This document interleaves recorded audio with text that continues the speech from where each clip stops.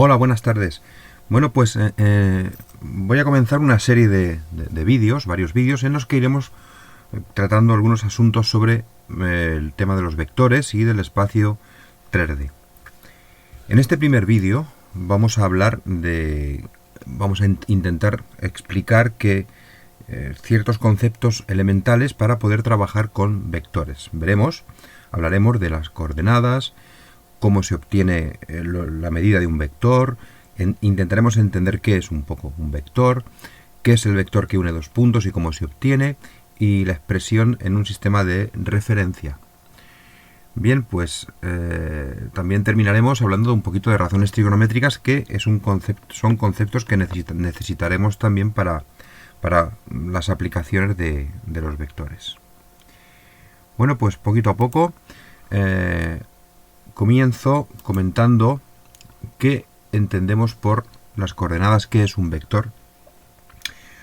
Un vector es una flecha que podemos situar en el espacio y que obedece a una serie de elementos que la componen y que son, por una parte, aquí tengo unos ejes para hacer un pequeño dibujo, por una parte un primer objeto, que es el punto de aplicación,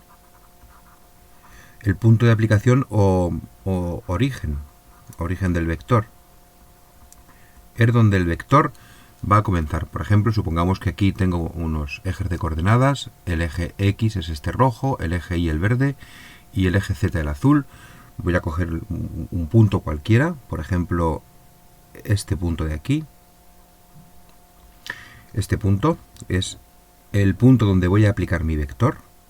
En segundo lugar, tenemos una dirección, que es una recta, en este caso una recta en el espacio que contiene al vector. Por ejemplo, voy a utilizar este color para dibujar una recta aquí en el espacio, esta recta que atraviesa por aquí, por ejemplo, atraviesa, pasa por el punto y sigue. Esta es la dirección que va a tener nuestro vector, es donde se va a ubicar.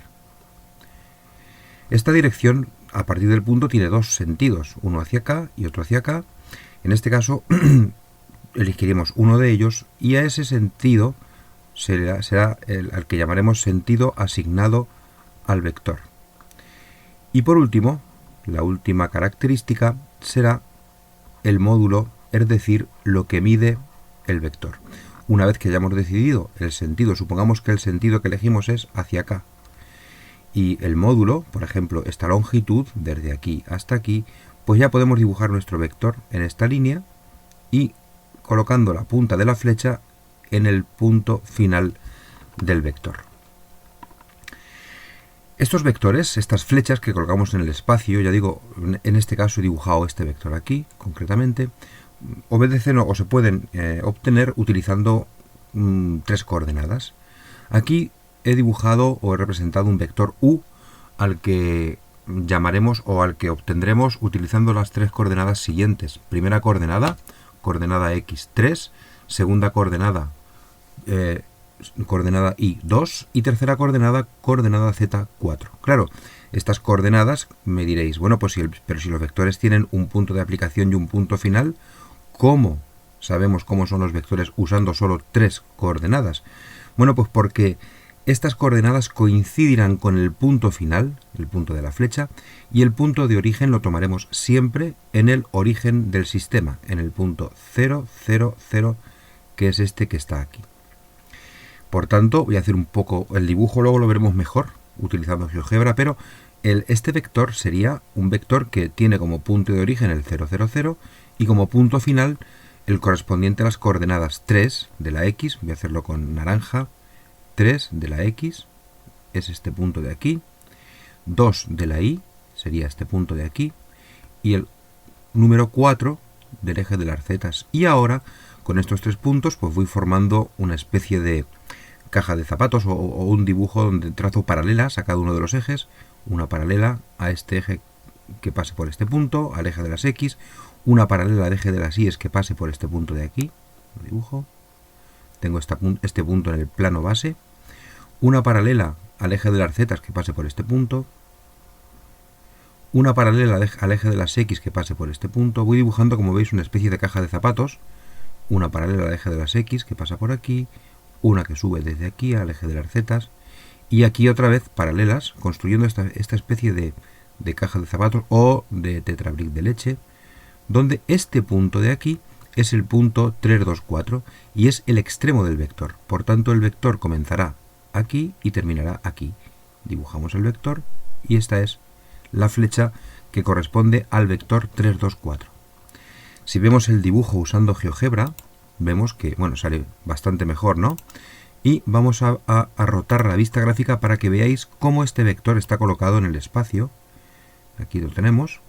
Este vector, como veis, es una flecha que comienza en el 0, 0, 0 y termina en el punto 3, 2, 4. Por eso al vector se le llama vector 3, 2, 4. Voy a dar una vuelta por aquí para verlo mejor. Este vector, como digo, está colocado en el origen, pero también podemos colocarlo en cualquier otro punto. Por ejemplo, no sé, vamos a dibujar un punto por aquí, en el espacio. Un punto, pues lo coloco, por ejemplo, aquí, este punto de aquí, en este eje. Puedo colocar este vector en este punto y como vais a ver el vector es el mismo, solo que está colocado en otro sitio. Utilizo la herramienta vector equipolente, marco aquí y aquí y obtenemos el mismo vector pero colocado en otro sitio. Fijaros que podemos mover el vector a cualquier lugar del espacio, podemos colocar el vector en cualquier punto.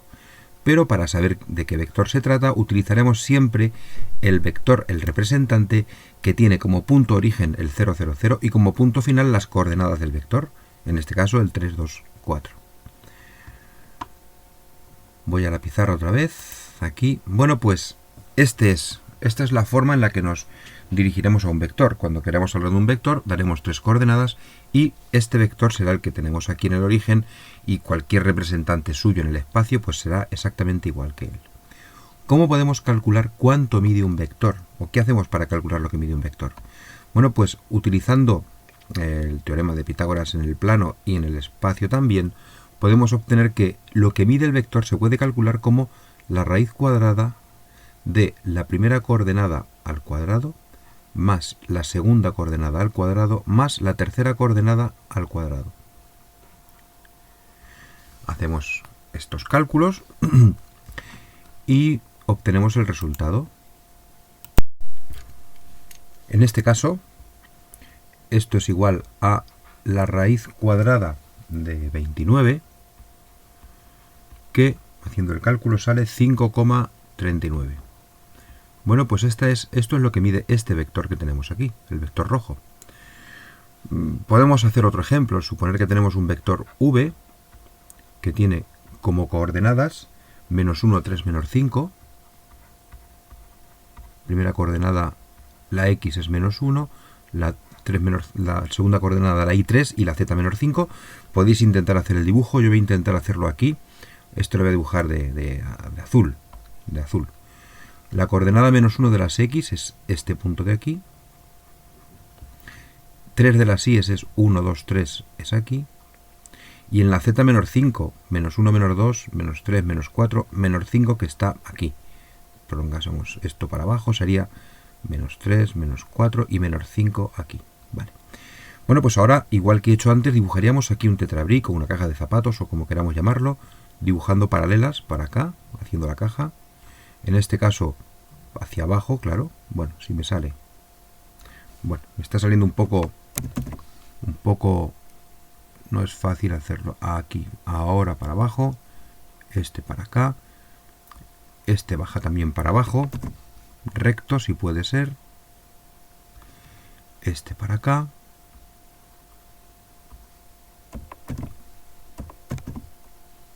por aquí, se junta con este para abajo también, acá y para acá. Bueno, me sale un poco mal, seguramente a vosotras, si lo hacéis en un papel, os saldrá mejor. Este es el extremo, este es el origen y el vector en este caso es esta flecha de aquí. Es el vector menos 1, 3, menos 5, este de aquí. ¿Y cuánto mide este vector? ¿Cuál es el módulo del vector v? Pues el módulo del vector v es la raíz cuadrada de menos 1 al cuadrado más 3 al cuadrado más menos 5 al cuadrado. Esto es la raíz cuadrada de 35, que sale como resultado 5,92, creo que sale. Bueno, pues 92. La raíz de 35, 5,92. Bueno, pues estas son lo que nos salen del vector u del vector v. El vector v lo puedo dibujar en GeoGebra también. Venimos para acá, ponemos las coordenadas del vector, del punto extremo en este caso, que será el menos 1, 3, menos 5. Es este vector. Este no lo vemos, está aquí abajo. Es este punto de aquí. Y ahora el vector lo dibujaría así. Origen, destino. Bueno, pues este es el vector. Este es el vector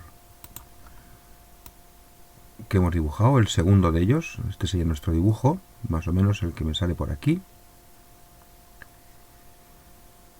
Menos 1, 3, menos 5. Es así el dibujo. Bueno, más o menos. Los dos vectores que tenemos son estos. Y esto sería más o menos así, con la y positiva. Esto para que se parezca al dibujo que tenemos allí. Bueno, las x positivas van para acá, las y es para allá. Bueno, como digo, esto podéis practicarlo un poco, sobre todo el cálculo del módulo del vector. A continuación, vamos a hablar de cómo se obtiene el vector que une dos puntos.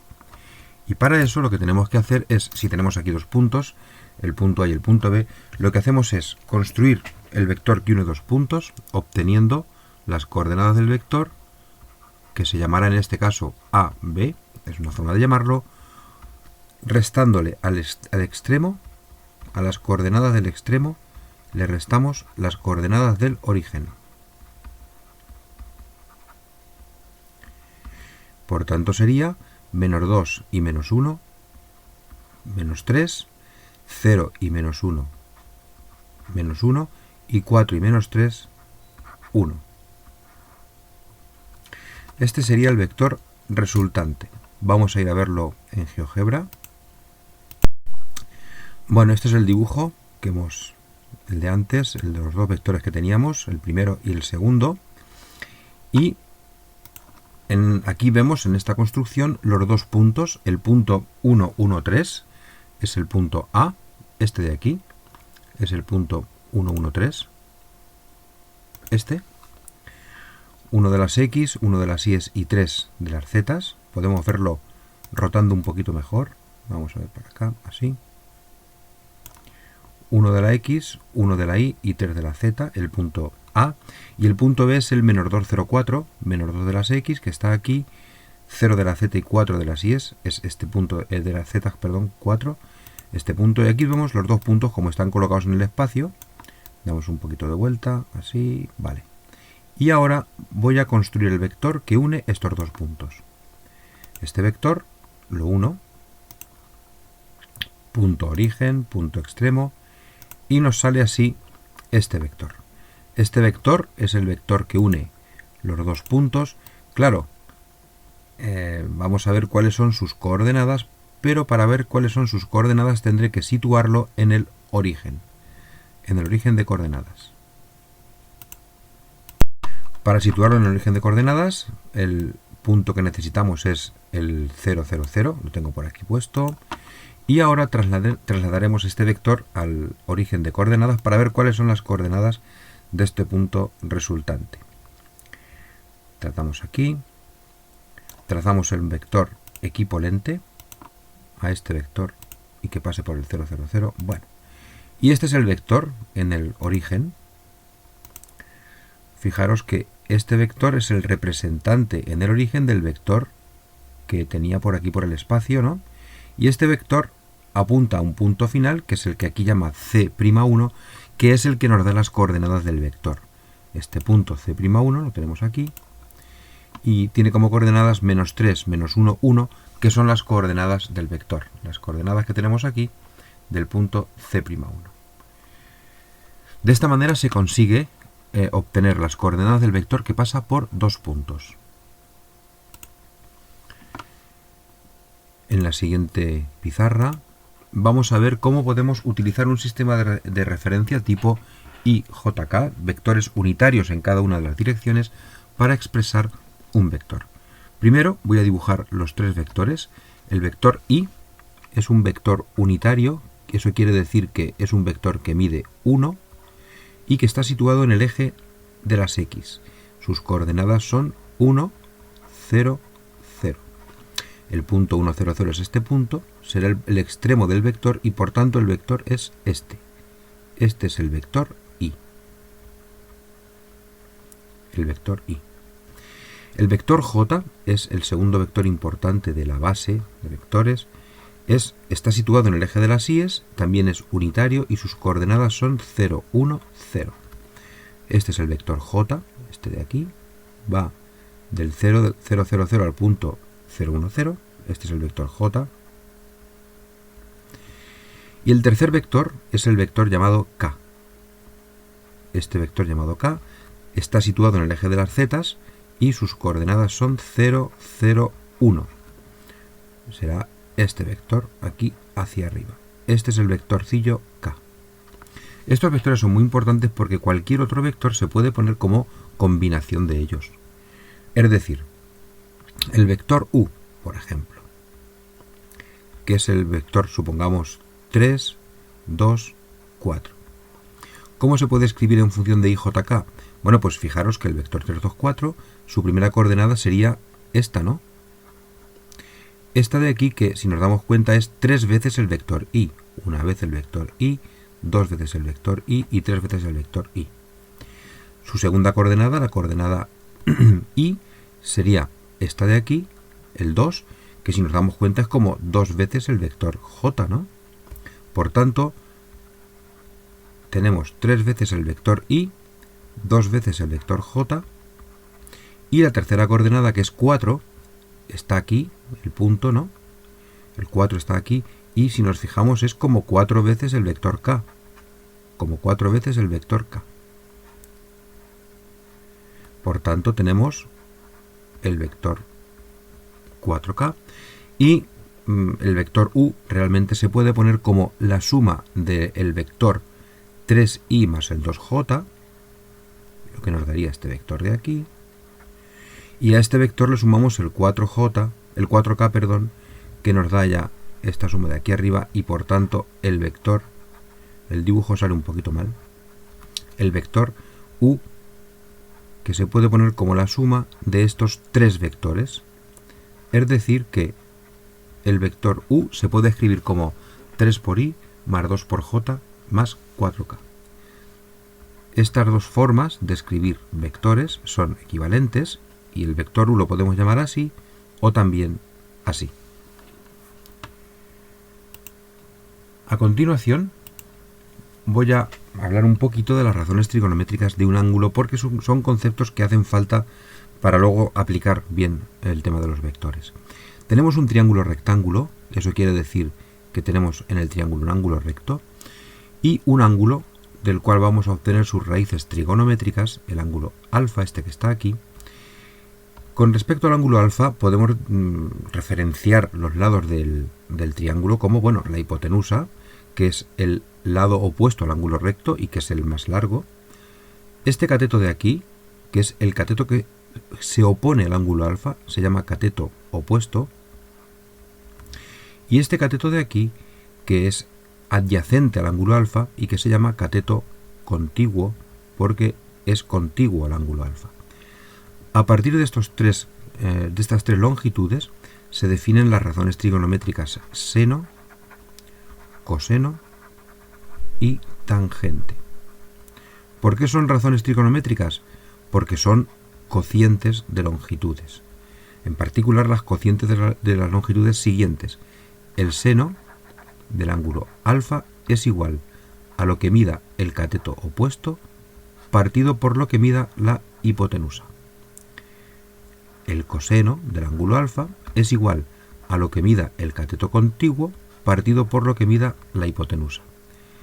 Y la tangente del ángulo alfa será lo que mida el cateto opuesto partido por lo que mida el cateto contiguo. Fijaros que si repasamos esto, aquí en verde, el seno sería lo que mida el cateto opuesto, esta longitud, dividido entre lo que mida la hipotenusa, es decir, esta longitud. Lo que mida esto entre lo que mida esto. Si hablamos del coseno, el coseno es lo que mida el cateto contiguo, es decir, lo que mida esta longitud, dividido entre lo que mida esta longitud de aquí. Eso es el coseno. Medimos los lados y la división que nos salga, pues, es el valor del coseno. Y la tangente, pues exactamente igual, pero ahora usamos solo los catetos. Lo que mida esta longitud, el cateto opuesto, lo dividimos entre lo que mida esta longitud, el cateto contiguo, y nos sale el valor de la tangente. Bueno, vamos a GeoGebra ahora para hacer una pequeña explicación de la unicidad de las razones trigonométricas. Bueno, pues estamos aquí en GeoGebra. Aquí tengo un triángulo rectángulo. Este es el ángulo recto, el que está justo aquí abajo. Y el ángulo alfa, cuyas razones trigonométricas vamos a obtener, es este de aquí. Este ángulo alfa es este que tengo aquí abajo. Voy a marcarlo. Este de aquí. No importa lo que mida, lo que importa es que este es el ángulo cuya razón trigonométrica voy a obtener, en este caso el coseno. El coseno es cateto contiguo, el cateto contiguo es este de aquí abajo que mide 3, partido por la hipotenusa que mide 3,61. Aquí está hecha la operación. 3 entre 3,61 es 0,83. 0,83 será el valor del coseno. ¿Qué ocurre si cambio el triángulo rectángulo? Si lo hago más grande, pero manteniendo el ángulo, sin cambiar, claro. Es decir, si hago el triángulo más grande, fijaros, cojo de aquí y hago el triángulo más grande. Por ejemplo, este triángulo es igual que el anterior, pero mayor, claro, el ángulo es el mismo. El ángulo es el mismo. Y aquí abajo tengo 5 cateto opuesto y 6,01 hipotenusa. El cateto opuesto ha crecido, pero la hipotenusa también. Pero fijaros qué le ocurre al cociente. 5 entre 6,01 es igual a 0,83. No ha cambiado. Si cambio el triángulo, de nuevo, vengo hasta aquí, por ejemplo, 7 el cateto opuesto, el cateto contiguo y 8,41 la hipotenusa. Han cambiado las dimensiones, pero no ha cambiado el valor del coseno. Es decir, que este valor del coseno, esta razón, no depende de cómo sea el triángulo de grande, siempre es igual. Siempre al dividir el cateto contiguo entre la hipotenusa sale el mismo número. Y ese es el concepto de coseno. ¿Qué significa esto? Significa que si yo conozco el coseno, puedo conocer el ángulo. Y que si conozco el ángulo, puedo conocer el coseno. Eso lo podemos ver aquí en la calculadora científica. Si yo sé, por ejemplo, que tengo un ángulo de 60 y quiero saber cuánto es su coseno, pincho aquí, coseno, pongo aquí el ángulo 60, cierro el paréntesis, igual. Este es el coseno de 60. Bueno, me parece que lo ponen en radianes. Bueno, pues un momento. Aquí voy a cambiarla a grados. Repito la operación. Si calculo el coseno de 60 grados, ahora sí estoy en grados, me sale 0,5. 0,5 es el coseno de 60 grados.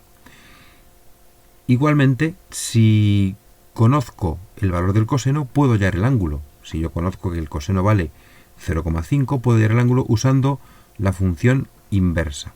Inversa, marco aquí, me aparece el coseno menos 1. Bueno, en cada calculadora se llama de una forma, se usa con shift, etc.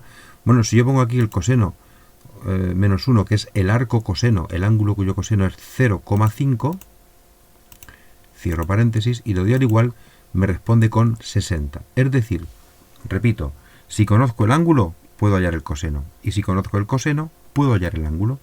Igual ocurre con el seno y con la tangente. Bien, pues de momento voy a parar aquí este vídeo. Esta es la primera entrega de esta introducción a la geometría espacial 3D, empezando por los vectores. Nos vemos en la siguiente entrega de esta serie de vídeos. Un saludo para todos. Adiós.